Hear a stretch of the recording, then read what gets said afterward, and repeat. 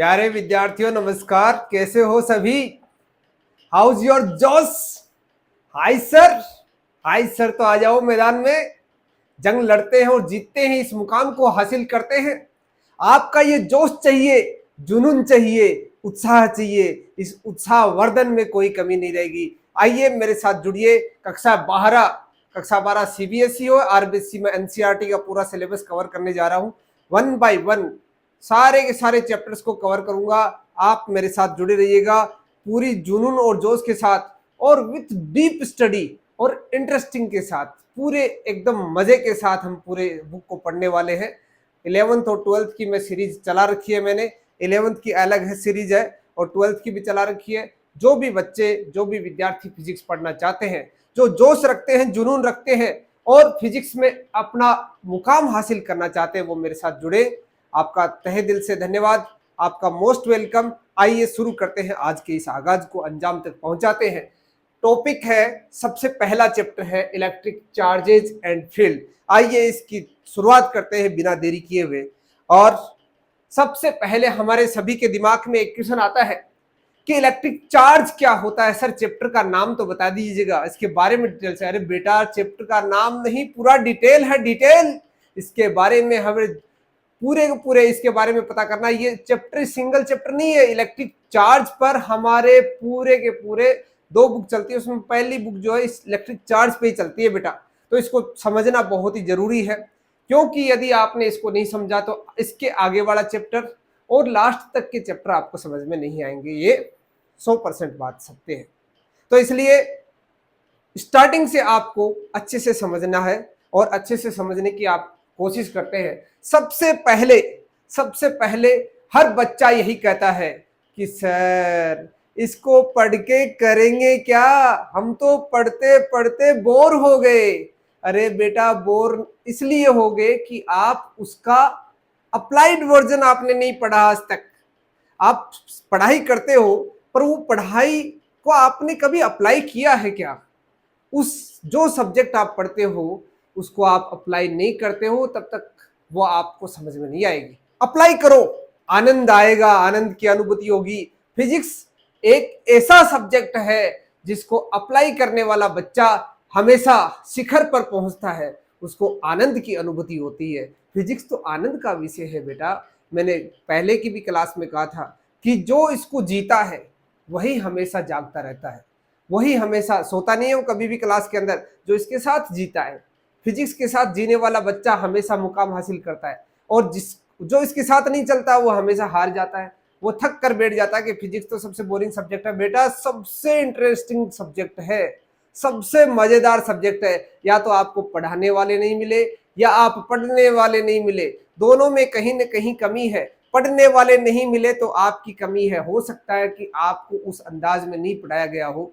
अब आप मेरे साथ जुड़े, आपको डेफिनेटली आनंद आएगा। देखो, सबसे पहले बात, आपने सोचा भी नहीं होगा कि इलेक्ट्रिक चार्ज तो आपके आंखों के सामने है, आप हमेशा उसको इस्तेमाल करते हो, आप उसको यूज करते हो बेटे, उसके साथ जीते हो। इलेक्ट्रिक चार्ज एक बहुत ही शानदार, इसे कहूं तो ये महाशक्ति है। वीटो पावर 5 कंट्रीज को मिला है। उसी तरीके से यदि फिजिक्स के अंदर वीटो पावर दे, किसी भी टॉपिक को वीटो पावर दे, तो उसमें एक टॉपिक ये भी है, इलेक्ट्रिक चार्ज अपने आप में वीटो पावर रखने वाला टॉपिक है बेटे। क्यों है वीटो पावर रखने वाला टॉपिक? देखो आइए जानते हैं।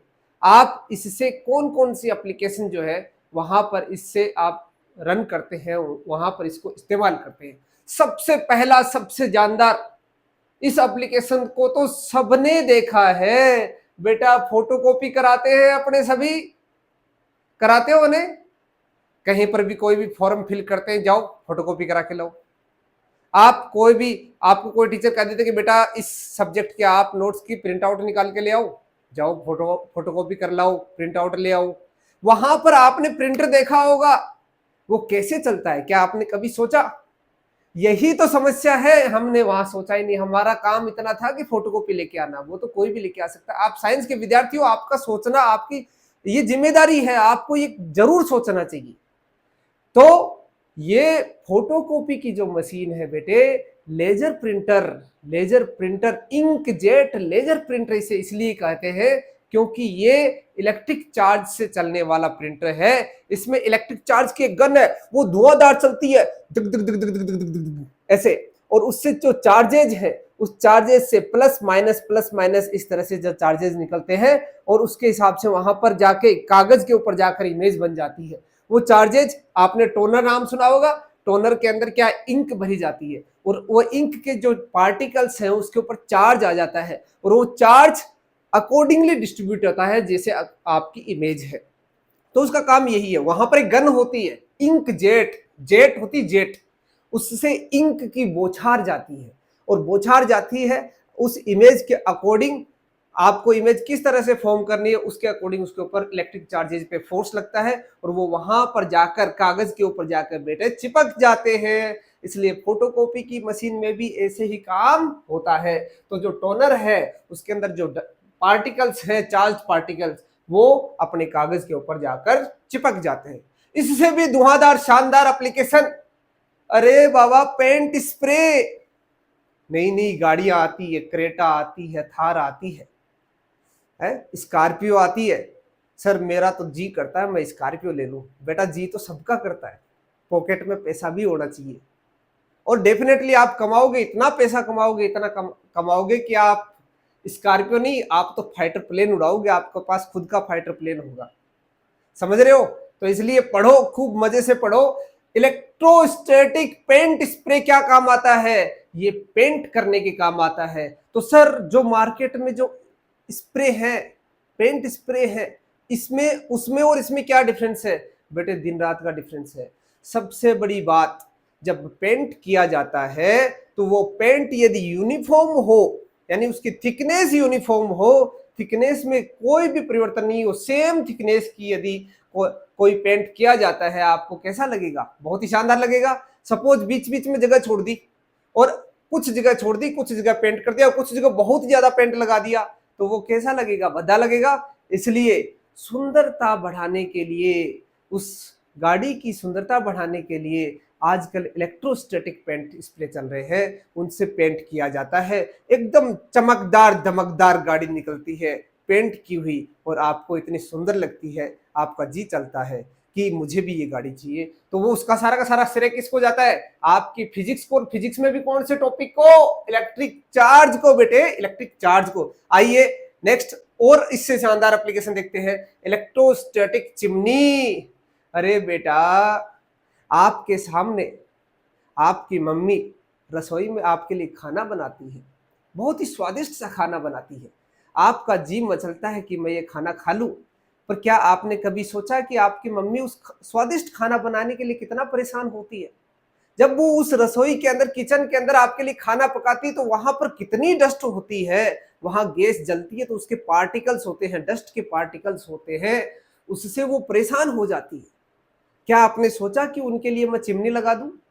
किचन के अंदर आप उनके लिए चिमनी लगवाओ, क्योंकि चिमनी का कार्य क्या है? चिमनी उस डस्ट को जो वहां पर क्रिएट हो चुकी है, उस डस्ट को फेंक देती है। उस डस्ट को फेंकने का कार्य किसका है? चिमनी का। कैसे करती है? वहां पर भी इलेक्ट्रिक चार्ज का इस्तेमाल होता है। डस्ट पार्टिकल्स जो होते हैं उनको रिमूव करने के लिए, यानी चार्ज का इस्तेमाल किया जाता है, उनके ऊपर चार्ज लाया जाता है और उसको वहां से धकेल दिया जाता है, उसके ऊपर इलेक्ट्रोस्टैटिक फोर्स लगाकर उसको वहां से हटा दिया जाता है। ऐसे ही और अधिक आपने सुना होगा कि दिल्ली जैसे बड़े बड़े महानगरों के अंदर सड़कों के ऊपर क्या लगा रखे हैं? एयर प्योरीफायर लगा रखे हैं। आप वहां पर बड़ी बड़ी ऑफिसों के अंदर जाओगे, इवन घरों के अंदर भी जाओगे तो वहां पर आप देखोगे एयर प्योरीफायर रखे होते हैं। वो इसलिए रखे होते हैं क्योंकि उनको श्वास लेने में भी बड़ी दिक्कत होती है। आप दिल्ली में जैसे ही सुबह सुबह एंट्री करोगे, डेफिनेट, मैंने तो बहुत बार अनुभव किया है ये चीज कि दिल्ली में हम जैसे ही प्रवेश करते हैं आपको दम घुटने लगता है। क्यों? क्योंकि वहां पर इतना ज्यादा पोल्यूशन है, क्योंकि उस पोल्यूशन से जैसे ही आप श्वास लेने की कोशिश करोगे, आपके जो फेफड़े हैं, लंग्स है, वो भी कहते हैं कि भैया मेरे तो बस की बात नहीं है, इतने बड़े शहर की चकाचौंध में मेरे को क्यों लेके आए हो आप? क्योंकि वहां पर बहुत ज्यादा डस्ट पार्टिकल है, उनको रिमूव करना बहुत जरूरी है, अदरवाइज तो बहुत बड़ी समस्या हो जाती है। बहुत सारे लोग अच्छे अच्छे पदों पर पहुंच जाते हैं, अच्छे पदों पर पहुंचने के बाद भी उन्हें जॉब छोड़नी पड़ती है, क्योंकि उनको वहाँ का वातावरण सूट नहीं करता है, वहाँ डस्ट पार्टिकल्स होते हैं, उनको एलर्जी वगैरह होती है, ये बहुत बड़ी समस्या है। महानगरों की तो विशेषकर बहुत बड़ी समस्या है। इसलिए उन डस्ट पार्टिकल्स को हटाने के लिए एयर प्योरीफायर जो है वो भी किस पर काम करते हैं, किसका इस्तेमाल करते हैं? इलेक्ट्रिक चार्ज का इस्तेमाल करते हैं मेरे दोस्तों, इलेक्ट्रिक चार्ज का इस्तेमाल करते हैं। क्या आपने कभी सोचा था कि हम इस चैप्टर को इस अंदाज में पढ़ेंगे? बेटा देखो, देखते जाओ आप, इसका अंदाज देखो आप। पावरिंग डिवाइसेज, पावर देने के लिए, पावर करने के लिए, आप एनर्जी देने के लिए, किसी डिवाइस को एनर्जी देने के लिए, जैसे आप अपने मोबाइल को, जिस मोबाइल से आप मेरे को देख रहे हो, उस मोबाइल को चार्ज करना चाहते हो। मैंने वर्ड ही बोल दिया चार्ज, बेटा समझ गए होंगे आप। यानी उस मोबाइल के अंदर रखी हुई बैटरी को आप क्या देना चाह रहे हो? चार्ज, एनर्जी देना चाह रहे हो, जिससे वो चल सके, उसके जो पुर्जे हैं, छोटे छोटे पुर्जे हैं, वो चल सके। वहां पर किसका इस्तेमाल किया जाता है? Electric charge. इसको इग्नोर मत करो बेटे, बड़ी काम की चीज है ये। इलेक्ट्रिक चार्ज को हम इस्तेमाल करते हैं, बहुत सारी डिवाइसेज है, वहां पर हम उनको पावर यानी उनको एनर्जी देने के लिए हम किसका इस्तेमाल करते हैं? इलेक्ट्रिक चार्ज का इस्तेमाल करते हैं। लाइटनिंग, अब शाम का समय हो चुका है, सांझ हो चुकी है, सूर्य ढल चुका है, अंधेरा हो चुका है। आप क्या करना चाहते हो? रोशनी करना चाहते हो, जगमगाहट करना चाहते हो, दिवाली मनाना चाहते हो, तो उस टाइम पर आप क्या जलाते हो? लाइट जलाते हो। बेटा कभी आपने सोचा है ये लाइट कहां से आई? इस लाइट का आविष्कार किसने किया? आपके घर पर हूबहू सूर्य जैसा, सन जैसा आपके पास एक ऐसा आर्टिफिशियल सोर्स उपलब्ध करा दिया। वैज्ञानिकों की करामात देखिए आप। आपके घर के अंदर हो रहे अंधेरों को, जो अंधेरा हो रहा है उसको उजाले में तब्दील करने के लिए आपके पास एक ऐसा कृत्रिम स्रोत है, आर्टिफिशियल सोर्स है, उसका नाम है एलईडी, लाइट इमिटिंग डायोड। आजकल तो बहुत ही सस्ते सस्ते लाइट इमिटिंग डायोड आने लग गए। पहले तो बहुत ज्यादा पावर कंज्यूम करने वाले लाइट बल्ब हुआ करते थे। तो कहने का मतलब है उस इलेक्ट्रिसिटी को लाइट में कन्वर्ट करना है, तो वहां पर भी चार्ज का इस्तेमाल किया जाता है। और बेटे बहुत ही अच्छी बात, अभी गर्मी चल रही है, बहुत ज्यादा टेम्परेचर है, कहीं 45 degree Celsius, 47 degree Celsius, 50 degree Celsius. बेटा बहुत परेशान हो आप सभी, बट आपको सुविधा देने के लिए हमारे वैज्ञानिक हमेशा तत्पर है। जिस तरह से जवान सीमा पर तत्पर है, वैज्ञानिक भी हर नागरिक को समाज के कल्याण में हमेशा अपनी भागीदारी निभाता है। हर व्यक्ति को वो मूलभूत सुविधा उपलब्ध कराने के लिए हमेशा तत्पर रहता है, उसके लिए खोज करता रहता है। साइंटिस्टों ने इस तरह से खोज की, वैज्ञानिकों ने खोज की कि हमारे लोग, ये मानव जीवन बहुत ही ज्यादा परेशान है गर्मी के दिनों में। गर्मी के दिनों में ये गर्मी से परेशान, ठंड के दिनों में ठंड से परेशान। इसलिए गर्मी के दिनों में उन्हें ठंड का एहसास दिलाने के लिए दार्जिलिंग जैसे ठंडे शहरों का, ठंडी जगहों का एहसास दिलाने के लिए, शिमला जैसा एहसास दिलाने के लिए आपके घर पर एसी लगा दी जाती है।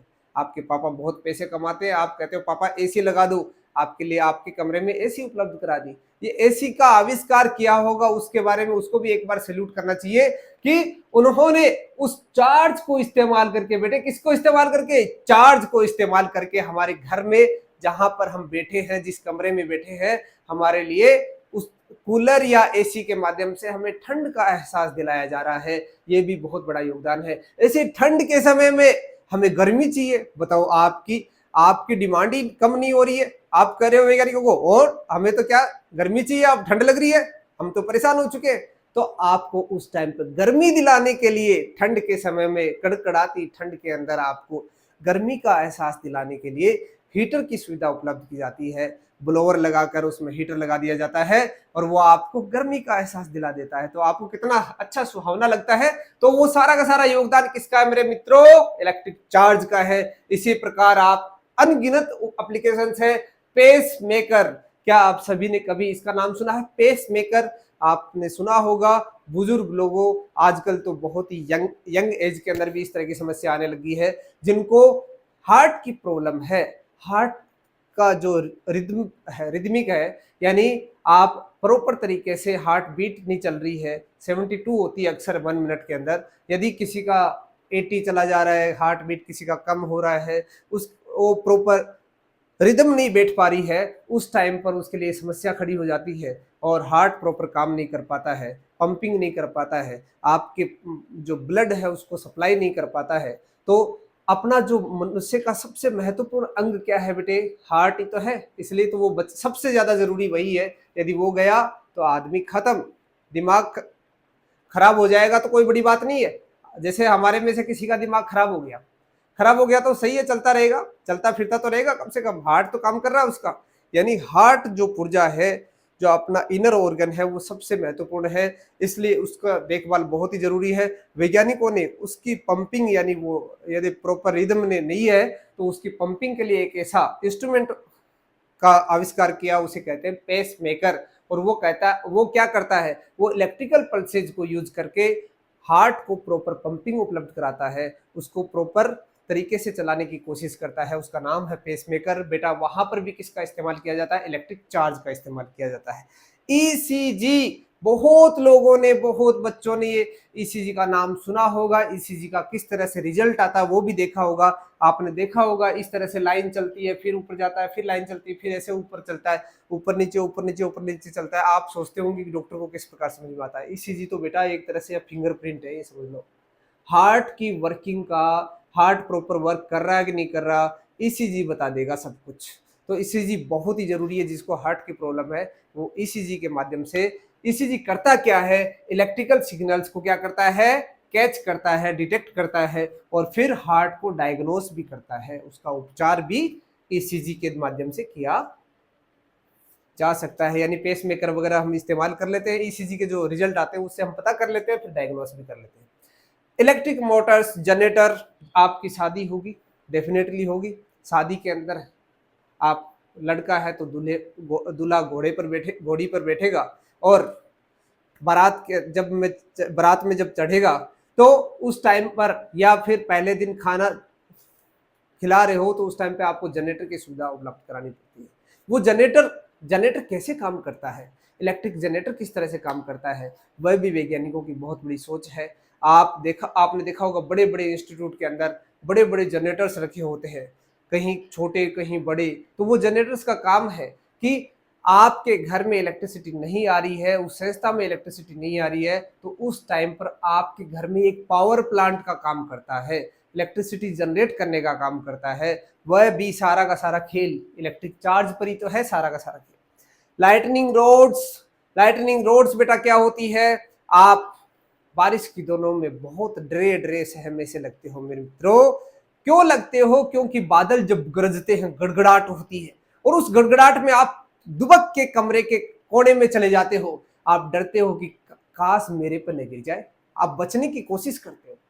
यदि आप डरे हुए हो तो आपके लिए वैज्ञानिकों ने एक नया इजाद पैदा किया है, एक आविष्कार किया है। आपको डरने की आवश्यकता नहीं है मेरे दोस्त, आपको किसी कोने में जाने की जरूरत नहीं है। आपके लिए बहुत ही शानदार आविष्कार किया है, यानी लाइटनिंग रोड लगाकर और उसको आप गहरे गड्ढा खोदकर उसके अंदर आप कॉपर की प्लेट लगा दी जाती है। उसमें मतलब उसको वहां पर आपको क्या आयनाइजेशन करने के लिए, अर्थ में प्रॉपर इलेक्ट्रिकल कनेक्शन के लिए वहां पर कागज का बुरा, लकड़ी का बुरादा, नमक, इस तरह की चीजें डालकर वहां से वायर के माध्यम से ऊपर तड़ित लगा दिया जाता है। आपने नाम सुना होगा तड़ित, लाइटनिंग रोड जिसे बोलते हैं। लाइटनिंग रोड लगा दी जाती है। इसका एप्लीकेशन क्या है? इसका एप्लीकेशन ये है कि जब बादलों में बहुत ज्यादा चार्ज डेवलप हो जाता है, उसको अपनी तरफ अट्रैक्ट कर लेना और अर्थ में पहुंचा देना। अर्थ तो भी हम, धरती तो माँ है, धरती हम सभी की माँ है और माँ किसी को दुख झेलने नहीं देती। सारे के सारे दुख को खुद ग्रहण कर लेती है, सारे के सारे आवेश को खुद ग्रहण कर लेती है, हम सभी को सुरक्षित करती है। इसलिए तो कहते हैं धरती हमारी माँ है। अब देखो बेटे, धरती के अंदर सारा का सारा आवेश समाहित हो जाता है, इसलिए लाइटनिंग रोड का काम भी यही है। लाइटनिंग रोड की विशेषता है, जैसे यहाँ पर पिन पॉइंट है, यदि इसके ऊपर चार्ज आएगा तो बेटे सबसे ज्यादा चार्ज इस यहाँ पर होगा।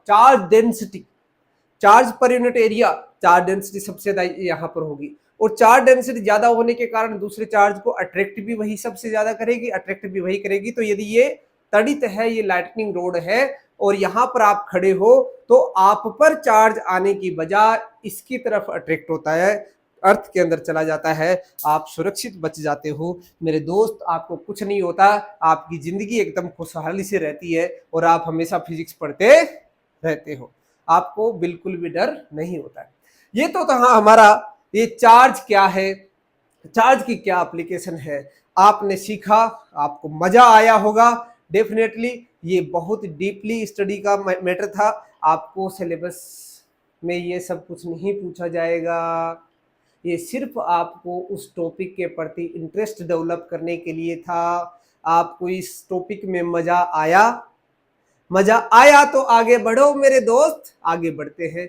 अब जो मैं कुछ पढ़ाऊंगा वो सारा का सारा एग्जाम में जरूर पूछा जाएगा, उसमें से कहीं से भी आपको एग्जाम में पूछा जा सकता है। क्वेश्चन किस प्रकार पूछे जा सकते हैं, क्वेश्चन पूछे जा सकते हैं what is the electric charge.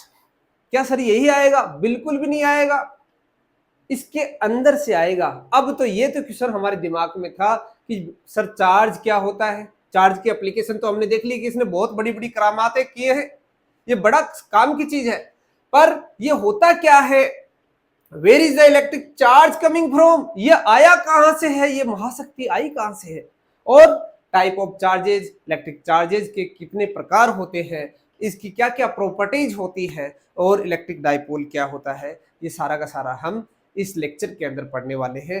देखते हैं बेटे, इलेक्ट्रिक चार्ज को प्रॉपर्ली हम डिफाइन करें तो आप देखो, एक बार देख सकते हो, electric charge is the property of matter due to which it can experience and produce electric field and magnetic field।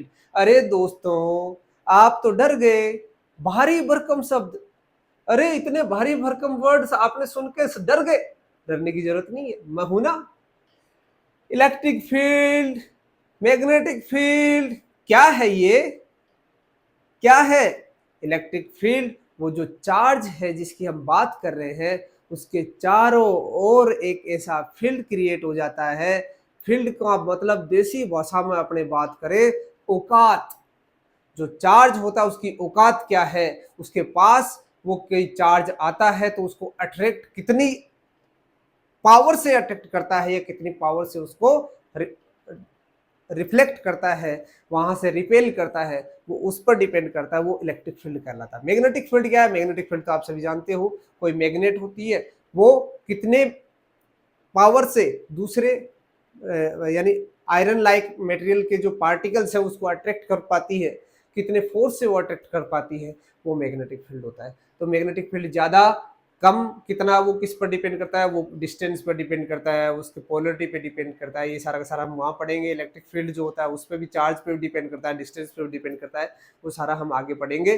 बस आपको बेसिक चीज समझनी है, इलेक्ट्रिक फील्ड क्या होता है, चार्ज के चारों तरफ का फील्ड। मैग्नेटिक फील्ड क्या होता है, मैग्नेट के चारों तरफ का फील्ड। अब चार्ज जो है उसके कारण भी मैग्नेटिक फील्ड हो सकता है, जब वो चार्ज रनिंग करता है, दौड़ता है तो उसके चारों तरफ मैग्नेटिक फील्ड आ जाता है।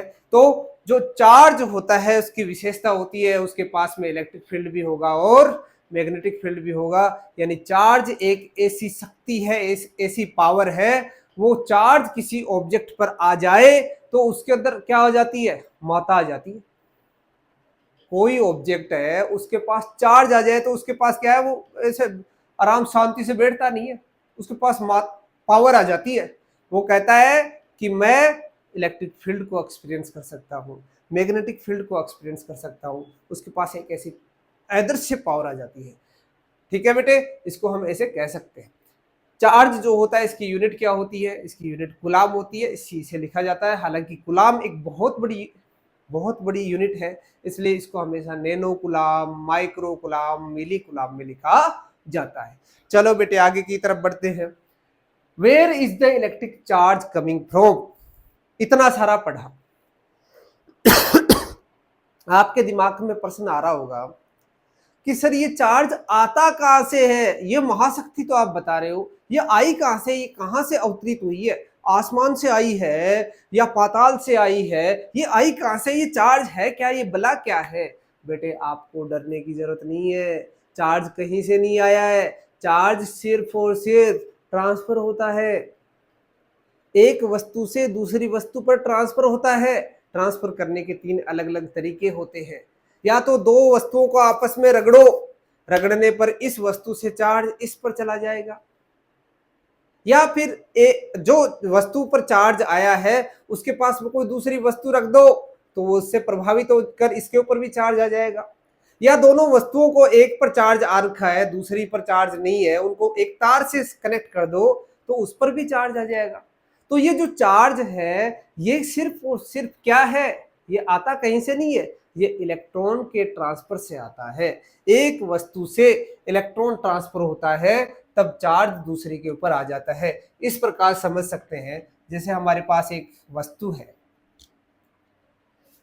आप ये समझ लो कि ये एक कॉटन है और इस कॉटन को आपने कांच की जो छड़ है, एक कांच की रोड है, ग्लास रोड है, और इस ग्लास रोड से आपने क्या कर लिया, इसको रब कर लिया, इस कॉटन से आपने रब कर लिया, रब कर लिया, रब ऐसे आप रब करके देखना मेरे मित्रों। सर्दी के दिनों में आपने देखा होगा जब ऊनी कपड़े को ओढ़कर आप सोते हो, कॉटन के कपड़े को ओढ़कर सोते हो तो उसके अंदर जैसे हाथ चलाते हो तो उसमें चिंगारी उत्पन्न होती है, यही तो है, वही तो चार्ज है। इसको जब रब करते हो तो उसके पास में एक अदृश्य शक्ति आ जाती है, उसका नाम है चार्ज। इसके ऊपर प्लस प्लस हो जाएगा, प्लस प्लस हो जाएगा, इसके ऊपर माइनस माइनस हो जाएगा, यानी जो भी चार्ज है अपोजिट चार्ज आ जाएगा दोनों पर। बात ये एबोनाइट की रोड भी रब कर सकते हो वो, या कांच ग्लास रोड से रब कर सकते हो, दोनों पर अपोजिट चार्जेज आ जाते हैं। अब होता क्या है, ये जो चार्ज है, सपोज मैं यहां पर कागज के छोटे छोटे टुकड़े रख दूं और इसके पास में ये ग्लास की रोड लेके जाऊं तो क्या करेगी ये ग्लास की रोड, उसको कागज के टुकड़े को उठाने की कोशिश करेगी। आप प्रयोग करके देख सकते हो, जब आप कंघा करते हो तो उस कोम्ब को आप अपने सूखे बालों के ऊपर कॉम्ब करना और उन बालों के ऊपर रखना, आपको आभास होगा आपके बाल ऐसे हो जाएंगे जैसे आप स्पेस के अंदर ट्रेवल कर रहे हो।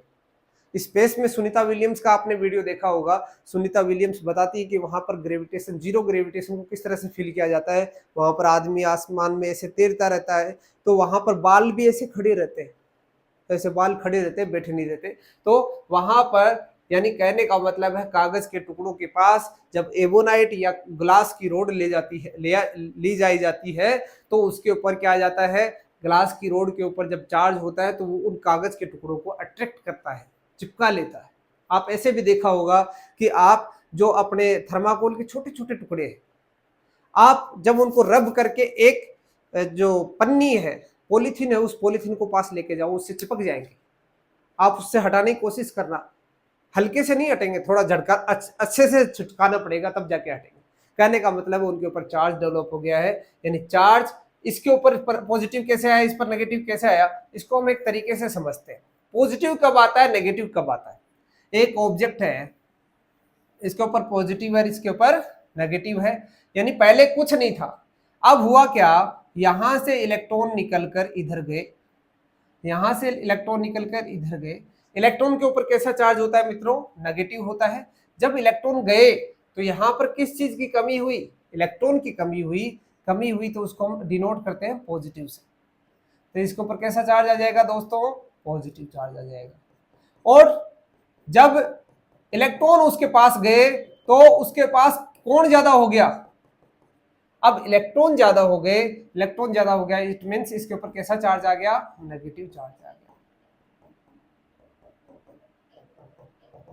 अब हुआ कैसे, देखो मैं पहले आपको एक थोड़ा सा और डीपली इसको ले जाना चाहता हूं और अच्छे से समझाना चाहता हूं। ये एक एटम है, एटम के अंदर एक न्यूक्लियस है जो कैसा है, पॉजिटिवली है, बाहर इलेक्ट्रॉन है। बताओ इसके अंदर नंबर ऑफ प्रोटॉन कितने होते हैं, जितना नंबर ऑफ इलेक्ट्रॉन होते हैं।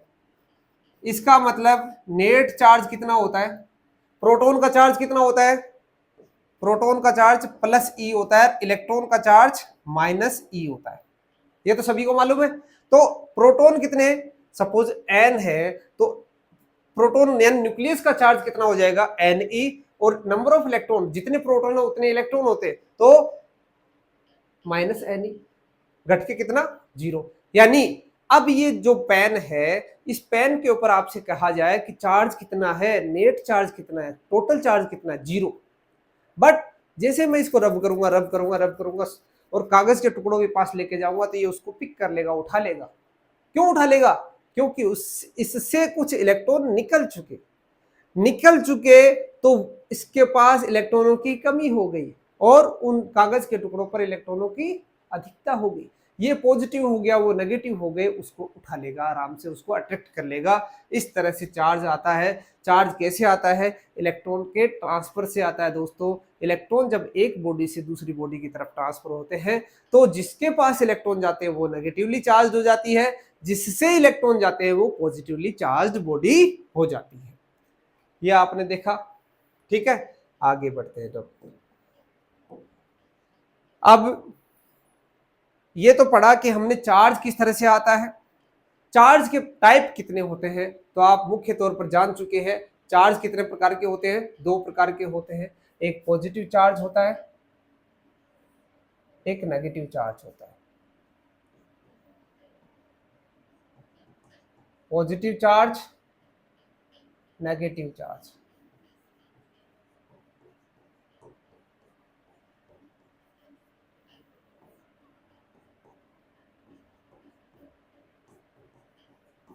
पॉजिटिव चार्ज और नेगेटिव चार्ज, ठीक है। चार्ज के दो प्रकार हैं। सिंपल सी आपने जैसे मैंने अभी प्रोसेस में बताया भी था कि जो बॉडी चार्ज इलेक्ट्रॉन को एब्जॉर्ब करती है वो नेगेटिवली चार्ज हो जाती है और जो इलेक्ट्रॉन को इमिट करती है, ट्रांसफर करती है, वो पॉजिटिवली चार्ज हो जाती है। ठीक है बेटे, चलो आगे की तरफ बढ़ते हैं। ये जो चार्ज है इसकी प्रॉपर्टीज क्या है? ये चार्ज की प्रॉपर्टी क्या क्या है, अपनी क्या क्या प्रॉपर्टीज रखता है? आइए दोस्तों वन बाय वन देखते हैं चार्ज की क्या क्या प्रॉपर्टीज है। Charge is a scalar quantity. कोई कह दे कि चार्ज तेरी डायरेक्शन क्या है, तेरी मुंडी किधर है? चार्ज की कोई मुंडी की डायरेक्शन नहीं होती। सपोज प्लस है तो ये पॉजिटिव है तो इसके साथ में एरो लगाने की आवश्यकता नहीं है कि चार्ज तू इधर मुंडी कर ले, चार्ज तू पीछे की तरफ मुंडी कर ले या इधर अपना फेस कर ले। इसकी कोई डायरेक्शन नहीं है, केवल मैग्नीट्यूड, ओनली मैग्नीट्यूड होता है। 2 कूलम, 3 कूलम, 5 कूलम ऐसे नंबर होता है। चार्ज की कोई डायरेक्शन नहीं होती है। Charge is transferable. आपको मैंने अभी बताया एक बॉडी से दूसरी बॉडी के ऊपर चार्ज ट्रांसफर हो सकता है, दूसरी से पहले वाली पर ट्रांसफर हो सकता है। इलेक्ट्रॉन उससे इसमें आ सकते हैं, इससे उसमें आ सकते हैं। बॉडी ए, ऑब्जेक्ट बी, इससे चार्ज इधर जा सकता है, इससे चार्ज इधर जा सकता है। डिपेंड करता है उस ऑब्जेक्ट पर, डिपेंड करता है वो किस तरह की नेचर रखता है। ऐसा नहीं कि हमेशा कि आपने ग्लास रोड को उसके कॉटन से रब किया तो ग्लास रोड कभी पॉजिटिव हो जाएगी कभी नेगेटिव। ऐसा नहीं है बेटे, ग्लास रोड की प्रॉपर्टी कैसी है उस पर डिपेंड करता है। एबोनाइट की रोड को यदि उससे रब करते हो तो उस एबोनाइट की रोड की प्रॉपर्टी क्या उस पर डिपेंड करता है। ऐसा नहीं कि कभी वो पॉजिटिव कभी नेगेटिव, ऐसा नहीं है। उसकी प्रॉपर्टी होती है, इनर्ट प्रॉपर्टी होती है, उस पर डिपेंड करता है, वो कभी पॉजिटिव कभी नेगेटिव हो जाती है। ठीक है बेटे, charge is always associated with mass. बहुत ही महत्वपूर्ण बात लेके आया हूं बेटे, चार्ज हमेशा मास के साथ चलता है। आपसे कोई पूछ ले कि बेटे ये बताओ ऑब्जेक्ट बी, ऑब्जेक्ट ए, इससे चार्ज इधर गया, इलेक्ट्रॉन इधर गए, ये बन गई positive positive positive positive positive positive, ये बन गई मित्रों नेगेटिव नेगेटिव नेगेटिव नेगेटिव। अब क्या कहे, इससे चार्ज इधर गया, इससे इलेक्ट्रॉन इधर गए, इसका मास कम हुआ ज्यादा या कोई परिवर्तन नहीं? मित्रों इसके मास में कोई चेंजेस आएंगे क्या? दोनों ऑब्जेक्ट के मास में आएंगे तो बताओ कमेंट बॉक्स में, अभी बताओ फटाफट। इंतजार कर रहा हूं, उसके बाद इंतजार की घड़ियां खत्म हो जाएगी और मैं आगे की प्रॉपर्टी समझाने वाला हूं। आपकी सजगता बतलाएगी कि आप इस लेक्चर को गौर से सुन रहे हो और आनंद के साथ इस लेक्चर को पढ़ रहे हो। तो कमेंट बॉक्स में जरूर बताना कि ऑब्जेक्ट ए से ऑब्जेक्ट बी पर इलेक्ट्रॉन के ट्रांसफर से ऑब्जेक्ट ए के मास में कोई चेंज आया या नहीं। बताओ जल्दी से। चलो देखो मैं बतला देता हूं। चूंकि जो इलेक्ट्रॉन होता है उसका मास कितना होता है मेरे दोस्त, 9.1 इंटू 10⁻31 kg। अब एक इलेक्ट्रॉन गया तो इतना मास इसका कम हो गया, दो गए तो 2 इंटू, तीन गए तो 3 इंटू। इस प्रकार कहने का मतलब है पॉजिटिवली चार्ज्ड बॉडी का जो मास होता है नेगेटिवली चार्ज्ड बॉडी के मास से क्या होगा दोस्तों, कम होगा। आई बात समझ में? आपसे क्वेश्चन पूछा जा सकता है डेफिनेटली, वाइवा में तो डेफिनेटली पूछा जा सकता है। आप इस चीज का विशेष कर ध्यान रखें। Charge produces electric and magnetic field, जिसके बारे में हम पहले से चर्चा कर चुके हैं। चार्ज के कारण इलेक्ट्रिक फील्ड भी प्रोड्यूस होगा और मैग्नेटिक फील्ड भी प्रोड्यूस होगा। आइए नेक्स्ट प्रॉपर्टी की ओर बढ़ते हैं। नेक्स्ट प्रॉपर्टी क्या कहती है मेरे दोस्त, लाइक चार्जेज क्या करते हैं, एक दूसरे को अट्रैक्ट करते हैं या रिपेल करते हैं। लाइक और डिसलाइक, लाइक और अनलाइक, लाइक करने यानी पसंद करना, अनलाइक यानी आपको ना पसंद करना। क्या चार्ज भी एक दूसरे को पसंद करते हैं? चार्ज भी एक दूसरे को नापसंद करते हैं? हाँ मित्रों, हाँ। जिस तरीके से जंगल के अंदर एक शेर और एक शेरनी को छोड़ दिया जाए तो वो आसानी से रहेंगे, आराम से रहेंगे, मजे से रहेंगे, खुशहाली से रहेंगे। और जंगल में दो शेरों को छोड़ दिया जाए तो क्या वो आसानी से रहेंगे? वो आपस में लड़ेंगे, झगड़ेंगे और जोर जोर से चिल्लाएंगे कि जंगल का राजा कौन। जंगल के तो अब दो राजा हो गए, कौन सा राजा? अब प्रभुत्व की लड़ाई शुरू हो जाती है। पर जब वो शेर शेरनी थे तो आराम से शांति से रह रहे थे। क्यों? क्योंकि शेर ने शेरनी को पसंद किया, वो एक दूसरे को लाइक करते थे। शेर प्लस था, शेरनी माइनस थी, एक दूसरे को क्या करते हैं, अट्रैक्ट करते हैं मित्रों, अट्रैक्ट करते हैं। अब हुआ क्या, अब जंगल में आ गए दो शेर प्लस प्लस, या दो शेरनियां आ गई भी, क्या होगा, दोनों आपस में लड़ेंगे, रिपेल करेंगे, प्रभुत्व की लड़ाई शुरू हो जाएगी। अब एक दूसरे को प्रतिकर्षित करेंगे, रिपेल करेंगे। अब यही स्थिति उत्पन्न हो जाती है। मीन्स जो सेम चार्जेस होते हैं, पॉजिटिव पॉजिटिव एक दूसरे को रिपेल करता है, नेगेटिव नेगेटिव एक दूसरे को रिपेल करता है। पर पॉजिटिव नेगेटिव या नेगेटिव पॉजिटिव एक दूसरे को अट्रैक्ट करता है। Charge is conserved quantity. Conserved quantity क्या होती है सर? हमारे तो ये बात समझ में नहीं आती, हमारा तो हाजमा खराब हो जाता है, हमारे तो पाचन शक्ति कमजोर है। ऐसे शब्द सुनकर हमारे समझ से बाहर है। बेटा कंजर्व्ड क्वांटिटी डरने की आवश्यकता नहीं है। आपको आपकी मम्मी ने 100 रुपये दिए। कितने रुपए सर? आपने तो कम बताए, मम्मी तो मेरे को 500 रुपए देती है। लो बेटे 500 कर देता हूं, क्योंकि आप बहुत पैसे वाले बच्चे हो, बहुत अमीर परिवार के बच्चे हो, तभी तो आप फिजिक्स पढ़ रहे हो। गरीब परिवार वाला नहीं पढ़ते क्या? सभी पढ़ते हैं। लो 5 रुपए दीजिए। आपकी मम्मी ने आपको 10 रुपए दिए। अब कहा कि जाओ बेटे 10 रुपए के आप मैच बॉक्स लेके आओ। 5 रुपए वाला पैकेट आपने ले लिया, बाकी बच गया कितना? 5 रुपए। आपने क्या किया, उस 5 रुपए का आपने क्या किया? 5 रुपए की आपने टॉफी ले ली, या 5 रुपए वापिस मम्मी को लाके दिया। वापिस मम्मी को लाके दिया तो बताओ टोटल हिसाब कितना हुआ? 10 RS। बताओ जो करेंसी होती है वो करेंसी कैसी क्वांटिटी होती है? यानी टोटल रुपए 10 थे, अब 10 रुपए में से 5 रुपए का आपके पास एक सामान आ गया है, 5 रुपए आपके पास रह गए हैं। टोटल मिलाएं तो अभी भी 10 ही है, 5 रुपए का सामान आ गया, 5 रुपए वैसे है। तो 10 रुपए पहले भी थे, 10 रुपए बाद में भी है। कहने का मतलब है करेंसी क्या है? कंजर्व्ड क्वांटिटी है। ऐसे ही चार्ज भी क्या है बेटे? कंजर्व्ड क्वांटिटी है। यह भी हमेशा कंजर्व रहती है, इसमें भी कोई परिवर्तन नहीं होता है, बशर्ते नेट वैल्यू, ध्यान रखना, टोटल वैल्यू। मैंने यही यहाँ पर इसके टुकड़े 1000 कर सकते हो आप। दिल के टुकड़े हुए हजार हजार, कोई इधर पड़ा कोई इधर पड़ा, टुकड़े तो 1000 हो जाएंगे पर लास्ट में दिल एक ही तो रहेगा। एक आदमी को पास 1000 दिल हुए कि टुकड़ा 1000 उसके, पर एक होगा। तो उसी प्रकार यदि आपके पास एक नोट है तो उस नोट के यदि उसके आप चेंजेज करोगे तो हो सकता है 100 रुपए के नोट की 100 चिल्लर होगी, पर लास्ट में टोटल करेंसी की वैल्यू कितनी बचेगी, 100 ही बचेगी। ऐसे चार्ज जो है नेट चार्ज वो हमेशा कंजर्व्ड क्वांटिटी रहती है, उसमें कोई चेंज नहीं आता है। Last property quantization. लो एक भारी भरकम वर्ड आपके लिए और लेके आ रहा हूं, quantization. Quantization of charge. Quantization होता क्या है सर, इसके बारे में भी बताओ। क्वांटाइजेशन देखो बेटे, एक फॉर्मूला लिखा जाता है Q equal to n e, साथ में यहां लगा दो प्लस माइनस।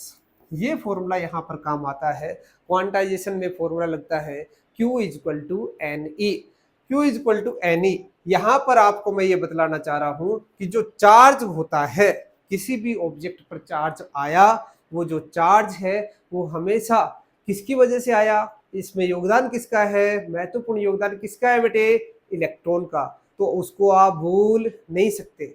अब बात यह है कि वो चार्ज आया यदि 10 इलेक्ट्रॉन की वजह से, भाई 10 इलेक्ट्रॉन इधर से इधर ट्रांसफर हुए तो 10 का योगदान हो गया, 1000 आए तो 1000 का हो गया, 10,000 आए तो 10,000 का हो गया। कहने का मतलब है कितने इलेक्ट्रॉन के ट्रांसफर से वो चार्ज आया है, यानी वो जो चार्ज है हमेशा उस इलेक्ट्रॉन के चार्ज का क्या होता है, मल्टीपल होता है। मंदिर में जाते हैं सीढ़ियां मिलती है, आप मंदिर बहुत ऊंचाई पर है, वैष्णो देवी का मंदिर, आप जाते सीढ़ियों पर चढ़ते चढ़ते थक जाते हो, ऊंचाई पर है। आप सोचते हो कि कितनी सीढ़ियां, काउंट करने लग जाते हो। काउंट करने लग जाते हो मीन्स वहां पर क्वांटाइजेशन आ जाता है, नंबर कितने हैं। अब यहां पर भी इलेक्ट्रॉन के चार्ज को आप n से मल्टीप्लाई करते हो, ये क्या कहलाता है, क्वांटाइजेशन ऑफ चार्ज, यानी इलेक्ट्रॉन के चार्ज का हमेशा मल्टीप्लीकेशन। ये कहलाती है प्रॉपर्टी क्वांटाइजेशन ऑफ चार्ज।